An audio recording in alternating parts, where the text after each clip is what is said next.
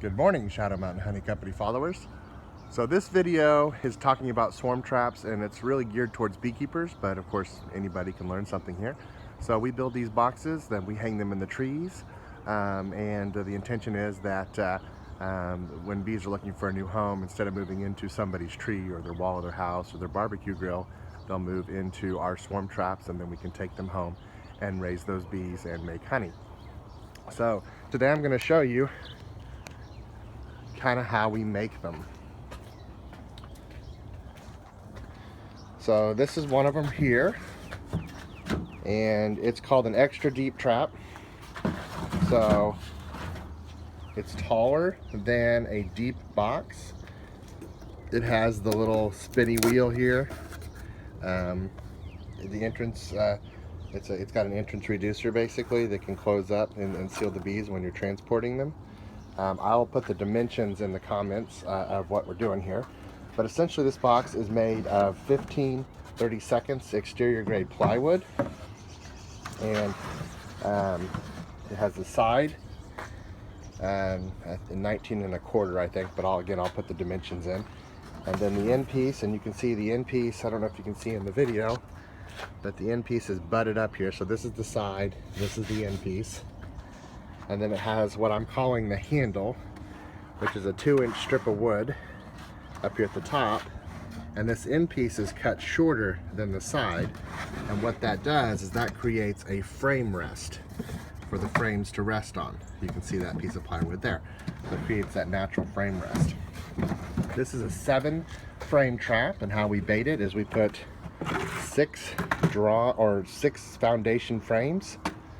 And then if you're an experienced beekeeper, you will have hopefully some drawn comb laying around that we will put in there to help make it smell good.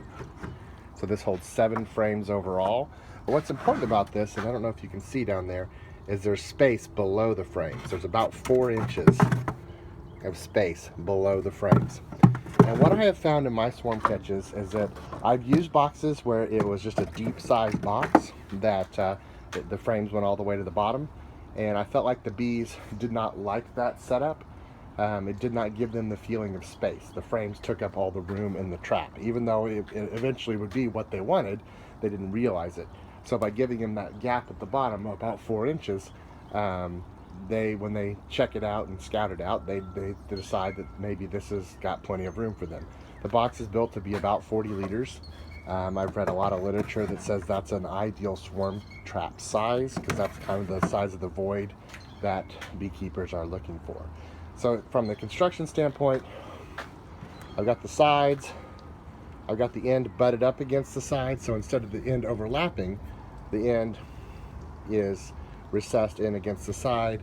And then I build that box. I build the 4 sides first, and then I put on the bottom piece, which again I'll put the dimensions in the comments, and then I glue and staple on the end piece that covers up the frame rest. And then I make a bottom, and the bottom is just a piece of plywood, 12 inches wide and 24 inches long, so it has some overlap. And then I just nail and glue a board on either side that's the right width to butt up against the side of the hive, or side of the swarm box, sorry.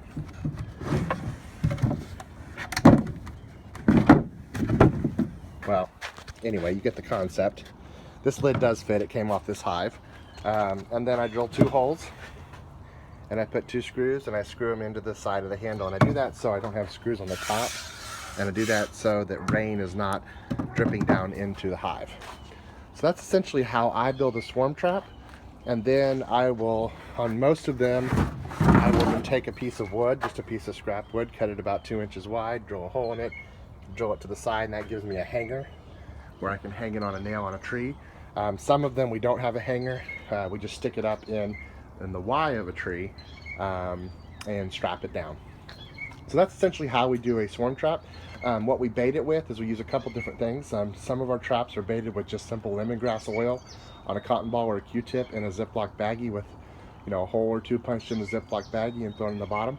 I'm also trying a product called Swarm Commander Gel. which I've used Swarm Commander before and it always works. So this year I'm trying a new product. It's called the gel. Hopefully it works because it's in most of my traps. But I suspect it will. It smells like lemongrass, so I think it will attract the bees as well. And most of my swarm traps have the little spinny circle. Some of them have a routed slot. Really, it's personal preference. My beekeeping partner Jay prefers that for ease of closing. I don't know why, but I kind of like that. I feel like maybe the bees might like it a little better, but I have no scientific data that shows that. Um, but that's basically it. And we will put 35 of these up this year. Actually, we already have 35 up.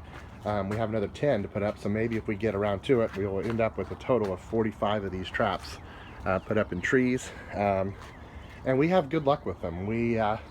Some of our traps catch more than once a year. Once a trap catches bees, it's even a better trap because now it really smells like bees. So we definitely value the traps that have caught bees. But probably 50% of our traps, my partner thinks maybe 2/3, will catch bees, and that would be great if that happens.